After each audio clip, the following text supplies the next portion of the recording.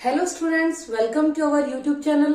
और आज हम कर रहे हैं एक्सरसाइज 2.5 का जो लास्ट सम्स हैं क्वेश्चन 11 से 2.5 9th क्लास के। तो जो 11th सम है वो देखिए कैसे है। सबसे पहले क्या कहता है, क्या करना है हमें कि फैक्टराइज करना है 27x cube plus Y cube plus Z cube minus 9xy Z. इसको हमें फैक्टराइज करना है। तो सॉल्यूशन में हम कैसे करेंगे, हमारे पास जो टर्म है उसको देखिए, एक बार लिखिए 27x cube plus Y cube plus Z cube minus 9xy Z. इससे रिलेटेड आपके पास एक आइडेंटिटी है जिसका हमें यहाँ पे यूज करना है। तो एक बात देखिए, क्या मैं इसको इस तरह से लिख सकती हूँ कि 27 क्या है, किसका क्यूब है, 3 का क्यूब है। और इस टर्म को मैं 3x क्यूब लिख सकती हूँ Y cube plus Z cube minus इसको 3 इंटू एक्स के साथ है ना 3 एक और, तो 3x into Y into Z. इस टर्म को मैं इस तरह से स्प्लिट कर सकती हूँ। इसके बाद देखिए हमारे पास एक आइडेंटिटी होती है, इसको अगर मैं कहूं कि कंपेयर करें, compare with A cube plus B cube plus C cube minus 3ab C. अगर मैं इसके साथ कंपेयर करूं तो मेरे पास ए की वैल्यू क्या आ जाएगी, ए की वैल्यू 3x आ जाएगी, बी की वैल्यू क्या आ जाएगी y, और c की वैल्यू क्या आ जाएगी z। हमें 3 वैल्यू चाहिए। अब हमारे पास एक आइडेंटिटी होती है कि a cube plus B cube plus C cube minus 3abc। ये जो है एक आइडेंटिटी होगी जिसमें हमारे पास होगा a plus B plus C और अलग से ब्रैकेट में होगा a square plus B square plus C square minus A B minus B C और माइनस सी ए। ये होती है हमारी एक आइडेंटिटी जिसको हम शो करेंगे, हाईलाइट करेंगे इस तरह से। अब मैं आपसे कहूं कि इस आइडेंटिटी में हमें इन ए बी सी जो हमने वैल्यूज निकाली ये पुट करेंगे। तो ए की वैल्यू देखिए, ए क्या है 3x क्यूब प्लस बी की वैल्यू y क्यूब प्लस सी की value z cube minus 3abc, यानी 3 इंटू 3ab और cz है। a प्लस बी प्लस सी यानी 3x plus y plus z, 3x plus y plus z हो गया। अब a स्क्वेयर यानी 3x का स्क्वेयर, b स्क्वेयर यानी y का स्क्वेयर, c स्क्वेयर यानी z का स्क्वेयर। अब माइनस ए बी, ए है हमारे पास 3x, b है y, तो 3x y हो गया। बी सी, b है y और c है z, yz हो गया। और सी ए, c है z और ये है 3x यानी 3xz हो गया। अब आप देखिए इसको मैं क्या लिख सकती हूँ, 3x क्यूब यानी 27x cube plus Y cube plus Z cube minus 339 9xy Z equal to क्या होगा 3x plus Y plus Z हुआ। अब इसको खोलिए, 3 का square 9, x square y square Z square minus 3xy minus Y Z और minus 3xz। और यही हमारा सम जो है कंप्लीट होता है। यानी इसके जो है ये हमें मिला था क्वेश्चन में, इसको फैक्टराइज करना था और इसके फैक्टर हमारे पास इस तरह से बनते हैं 3x plus Y plus Z और साथ में ये टर्म। तो इस तरह से हमने इसको फैक्टराइज कर दिया, यही होगा इसका आंसर। तो इस तरह से हमारा क्वेश्चन 11th कंप्लीट हुआ। क्वेश्चन 12th जो है हमारा है वो देखिए क्या कहता है कि वेरीफाई करो कि x cube plus Y cube plus Z cube minus 3xyz equal to होता है half of x plus Y plus z into में एक्स माइनस वाई का whole square plus y minus Z का whole square plus z minus x का whole square. देखिए हमारे पास जो identity होती है वो होती है आइडेंटिटी सॉल्यूशन। आइडेंटिटी होती है कि x cube plus Y cube plus Z cube minus 3xyz। ये आइडेंटिटी होती है x plus Y plus Z और इनटू में होता है x का स्क्वायर y का स्क्वायर z का square minus xy minus yz और माइनस zx। ये होती है हमारे पास आइडेंटिटी। अब देखिए इन्होंने कहा है कि हाफ हो, कुछ ऐसी टर्म हमें इसके इक्वल दिखाना है, वेरीफाई करना है। तो इसको आइडेंटिटी हो गई है हमारी। अब मैं कहूं कि मैंने पूरी टर्म को 2 से ही मल्टीप्लाई किया और 2 से ही डिवाइड किया। देखिए कैसे डिवाइड किया, वो तो मैंने यहां पे लिख दिया x plus Y plus Z, और जो मल्टीप्लाई किया वो मैंने इस टर्म से कर दिया। यहां पे Y square plus Z square minus X Y minus Y Z minus Z X, ये हो गया। अब देखिए 1/2 X plus Y plus Z, ठीक है इतनी टर्म हो गई। अगर इस 2 को मैं अंदर पूरी इस टर्म के साथ पूरी के साथ अगर मल्टीप्लाई कर लेती हूं तो देखिए एक्स स्क्वायर है, ये हो जाएगा 2x square 2y square 2z square 2xy 2yz और 2zx। फिर से 1/2 x plus Y plus Z. हमें चाहिए क्या चाहिए, देखिए x माइनस वाई का होल स्क्वायर, यानी कि जिसमें x और y की ही टर्म्स होंगे। तो मैं कहती हूं कि ओनली x स्क्वायर यहां पे रख लेते हैं। इसमें से जैसे 2x स्क्वायर है ना, 2x स्क्वायर हो गई, 2y स्क्वायर है तो y square plus Y square लिख लेते हैं, z स्क्वायर 2 है तो z स्क्वायर 2 लिख लेते हैं, 2xy है 2yz है और 2zx है। ठीक है, अगले स्टेप में हम क्या देखेंगे, x plus Y plus Z है। इसको देखिए हम कैसे करेंगे। हमें चाहिए पहले x और y वाली टर्म के जो है x y जिनमें हो। सबसे पहले x है, एक x स्क्वायर हम यहाँ पे ले लेते हैं। फिर देखते हैं एक y वाला भी चाहिएगा जिसमें y टर्म हो, प्लस यानी कि ये लिया गया और ये भी लिया गया y स्क्वायर।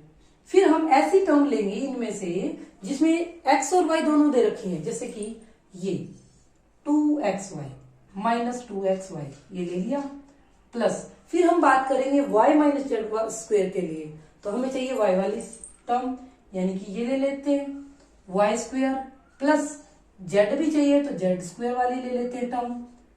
फिर क्योंकि zx y और z दोनों चाहिए तो y और z वाली टर्म माइनस वाली भी उठा लेते हैं, 2yz ये भी आ गई। फिर आता है z और x से रिलेटेड, फिर हम कहेंगे कि z स्क्वायर चाहिए तो z स्क्वायर हो गया।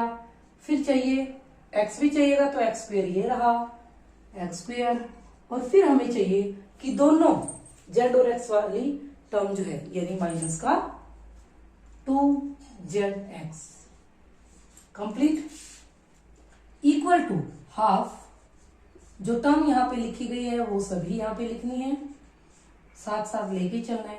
अब देखिए क्या मैं कह सकती हूं कि X square plus Y square plus Z square हमारे पास एक फॉर्मूला बना रहे हैं, एक्स माइनस वाई का होल स्क्वायर लिख सकते हैं, एक्स माइनस वाई का होल स्क्वायर प्लस ये वाली टर्म देखिए Y square plus Z square minus 2xy, ये हमारे पास फॉर्मूला बना रहे हैं वाई माइनस जेड का होल स्क्वायर प्लस, अब मैं कहूं कि Z square plus X square minus 2zx, ये हमारे पास फॉर्मूला बना रहे हैं जेड माइनस एक्स का होल स्क्वायर।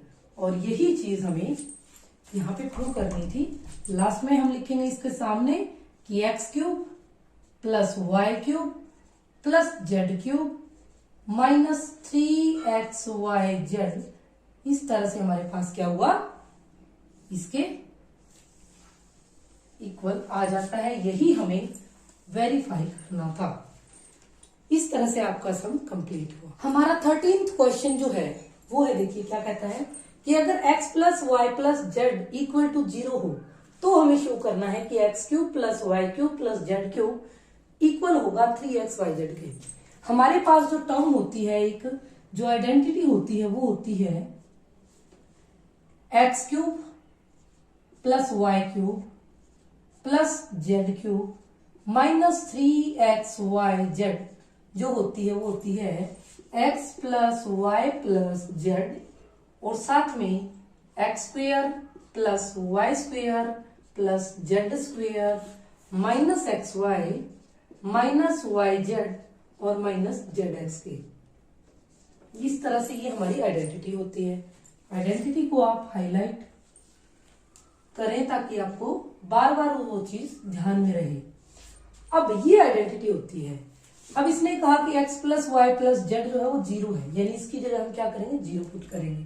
अब मैं कहूं कि इक्वल टू, तो X cube plus Y cube plus Z cube minus 3xyz किसके इक्वल, या x plus Y plus Z को 0 दे रखा है तो 0 पुट करेंगे, इनटू यहां पे जो टर्म है वो लिखेंगे X square plus Y square plus Z square minus X Y minus Y Z minus Z x.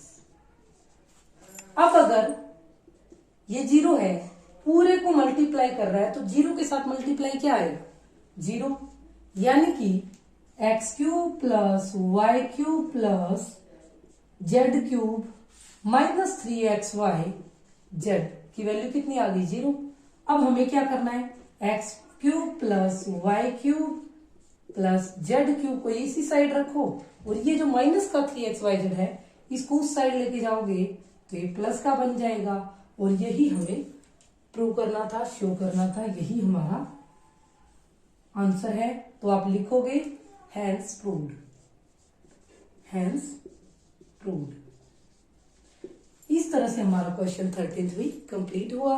हमारा 14th क्वेश्चन का फर्स्ट पार्ट क्या कहता है कि without actually calculating the cubes, सही से मतलब कि कैलकुलेट नहीं करना, एक्चुअली कैलकुलेट नहीं करना, फाइंड आउट करना है value of each of the following, यानी कि जो आइडेंटिटीज हमने प्रूव की है या फिर जो आइडेंटिटीज हमारे पास हैं उनके बेसिस पे हमें कैलकुलेशन करनी है।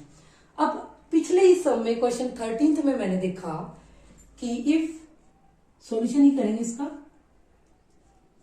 कि इफ मैं कहूं कि x plus Y plus Z है, अगर 0 हो तो मैंने वहां पे देखा देन क्या करना था कि x cube plus Y cube plus Z cube जो है इक्वल टू होगा 3xyz। पिछला ही सम था, अगर x plus Y plus Z equal to 0 हो तो X cube plus Y cube plus Z cube को हम 3xyz के इक्वल रख सकते हैं। हम अगर इसको कंपेयर करें, कंपेयर विद ये जो है हमारे पास जो क्वेश्चन दिया हुआ है 5 क्यूब, कंपेयर विद करें, कंपेयर किसके साथ, x cube plus Y cube plus Z cube के साथ कंपेयर करें तो एक्स की वैल्यू आती है -12, वाई की वैल्यू आएगी 7 और जेड की वैल्यू है 5, ये रही। अब मैं देखूं तो x plus Y plus z क्या आएगा, देखो -12 प्लस 7 प्लस 5 इक्वल टू 0 आ रहा है। इसका मतलब क्या है, therefore x cube plus Y cube plus Z cube क्या होना चाहिए, 3xyz के इक्वल होना चाहिए, यानी एक्स क्यूब यानी एक्स की value -12x cube plus 7 cube plus 5 cube किसके इक्वल आना चाहिए, इक्वल टू 3 इंटू एक्स की वैल्यू कितनी है, -12 y की वैल्यू 7 और z की वैल्यू 5। कैलकुलेशन करेंगे, 12 को 3 से मल्टीप्लाई करेंगे। पहले 12 को 3 से करो, फिर मल्टीप्लाई करेंगे 7 से, 7 से करो, 7 6 4 7 3 25 और फिर करेंगे 5 से, करें 5 2 10 5 5 25 26 और 5 2 10 और 12, यानी कि यहां पे आंसर आ जाएगा 1260। इस तरह से हमारा माइनस के 1260 आएगी। इस तरह से हमारा फर्स्ट पार्ट 14th का कंप्लीट होगा। ये है 14th का सेकंड पार्ट। क्या कहता है वही कि हमें बिना किसी एक्चुअल मल्टीप्लिकेशन के इसको सोल्व करना है आइडेंटिटी का यूज करते हुए। 28 cube plus minus 15 cube plus 13 minus का क्यूब। अब वही चीज आ जाती है कि अगर हमारे पास x plus Y plus z का सम जो है इनका आ जाता है 0, तो हम इस आइडेंटिटी से इसको करते हैं। X cube plus Y cube plus Z cube equal to आ जाता है 3xyz। अब यहां पे देखिए, अगर मैं यहां पे करूं, जो हमारी स्टेटमेंट है 28 क्यूब है प्लस माइनस 15 क्यूब है और प्लस माइनस का 13 क्यूब है। अगर मैं इसको कंपेयर करूं x cube plus Y cube plus Z cube के साथ, तो एक्स की वैल्यू क्या आ जाती है 28, वाई की वैल्यू आ जाती है माइनस 15 और जेड की वैल्यू आ जाती है माइनस 13। अब मैं ये सोचूं कि मैं इनका प्लस करके देखूं कि क्या ये 0 आता है। अब देखिए x plus Y plus z, देखिए 28 माइनस 15 और माइनस 13, 28 माइनस प्लस के हो गए, 28 ही माइनस के हो गए, तो आंसर आ जाएगा 0। और अगर ऐसा होता है तो हम x cube plus Y cube plus Z cube equal to 3xyz से इस सम को सोल्व करेंगे। Therefore x cube plus Y cube plus Z cube equal to होगा 3xyz। तो एक्स क्यूब क्या है, एक्स क्या है 28 क्यूब प्लस माइनस का 15 क्यूब प्लस माइनस का 13 क्यूब इक्वल टू होगा 3 इंटू एक्स कितना 28, वाई कितना माइनस 15 और जेड कितना माइनस का 13। अब सबसे पहली बात तो ये है कि 2 बार माइनस आ चुका है, आंसर आएगा प्लस का। अब प्लस का आएगा कैसे, मल्टीप्लाई करो, 28 को मल्टीप्लाई करो 3 से 28 को 3 से करोगे 3 8 24 2 3 2 6 और 2 8। अब किससे मल्टीप्लाई करोगे 15 से करो, 15 4 66 और 120 और 6 126। अब हम 13 से इसकी मल्टीप्लाई करेंगे, 13 0 0 और 13 6 78, 13 2 26 और 7 33 हो गया, 3 कैरी होगी, 13 1 और 3 13 और 3 16। इस तरह से इसका आंसर आ जाएगा, प्लस का आएगा और 16 3 8 0 इसका आंसर आएगा। इस तरह से हमारा 14th क्वेश्चन का सेकंड पार्ट भी कंप्लीट हुआ। क्वेश्चन नंबर 15 है, कहता है कि give possible expression for the length and breadth of each of the following rectangles दे रखी है, जिसमें एक पहली रेक्टेंगल जो है ये है, जिसकी एरिया का एक्सप्रेशन ये है, हमें इसकी लेंथ और ब्रेड्थ निकालनी है।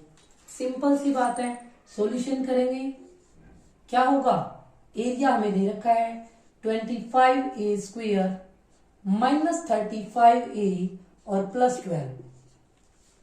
अब हमें पता है कि एरिया जो होता है ना रेक्टेंगल का, वो क्या होता है, एरिया होता है, एरिया ऑफ रेक्टेंगल होगा लेंथ इंटू ब्रेड्थ होता है।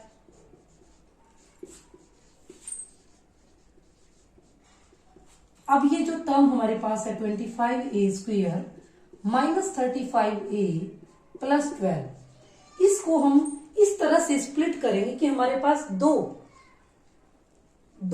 इस तरह से हमारे पास दो एक्सप्रेशंस आ जाएं और उनको हम लेंथ और ब्रेड्थ का नाम दे सकें। अब हम क्या करें कि ये हमारी एक क्वाड्रेटिक इक्वेशन है, इसमें हम क्या करते हैं, इस तरह से इसको स्प्लिट करेंगे कि मल्टीप्लीकेशन तो होनी चाहिए 12 इंटू 25 यानी 300 और उनका सम होना चाहिए 35 माइनस का। तो ऐसी टर्म्स कौन सी होंगी? 15 इंटू 20। अगर मैं कहूं कि दोनों माइनस की हैं तो इनकी मल्टीप्लीकेशन तो होगी 300, इनका सम होगा 35। तो मैं क्या लूंगी यहाँ पे 15 या 30, 15a माइनस 20a प्लस 12 अब इक्वल टू 15a स्क्वायर है और 25a स्क्वायर और 15a में कॉमन क्या हो सकता है? एक तो 5 हो सकता है, 5 और a कॉमन आ जाएगा तो यहां पे रह जाएगा 5a माइनस 3 और यहां पे माइनस का क्या कॉमन ले? 4 आ जाएगा तो 4 5a और माइनस का 3 हो जाएगा। इस तरह से इस टर्म में और इस टर्म में कॉमन क्या है? 5a माइनस 3 और यहां पे क्या रहेगा 5a माइनस का 4। इस तरह से लेंथ क्या आई? लेंथ आ गई 5a माइनस 3 और ब्रेड्थ क्या आ गई? 5a माइनस का 4। इस तरह से ये हमारा सम कंप्लीट हुआ। ये है हमारा सेकंड पार्ट क्वेश्चन 15 का। अब देखिए इसको भी ऐसे ही करना है।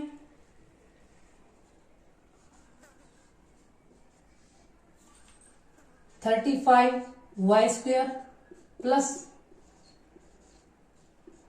ये। अब हम वैसे ही करेंगे, एरिया दे रखा है आपको इक्वल टू, जब एरिया दे रखा है तो वही स्प्लिट करो इसको, मल्टीप्लाई तो होनी चाहिए 35 इंटू 12 और प्लस उनका होना चाहिए प्लस का 13। तो कैसे होगा?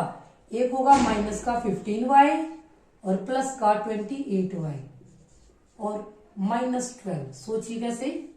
जब मैं 28 माइनस 15 करेंगे 13 और इनकी मल्टीप्लीकेशन जो होगी वो 35 इंटू 12 के इक्वल होगी। अब देखिए 35 और 15 में से क्या कॉमन आ सकता है? 5 और y। 5 7y माइनस 3 प्लस क्या आ सकता है कॉमन यहाँ पे? 4 अगर कॉमन आ जाए तो यहाँ पे 7y माइनस 3, यहाँ पे 7y माइनस 3 कॉमन टर्म आ गई और 5y प्लस 4 और एरिया जो होता है वो किसके इक्वल होता है? Area equal to length into breadth. तो इस तरह से लेंथ इक्वल टू हो गई 7y माइनस 3 और ब्रेड्थ इक्वल टू हो गई 5y प्लस 4। इस तरह से 1 मिनट बेटे, इस तरह से हमारा ये सम भी कंप्लीट हुआ। Thank you and bye bye.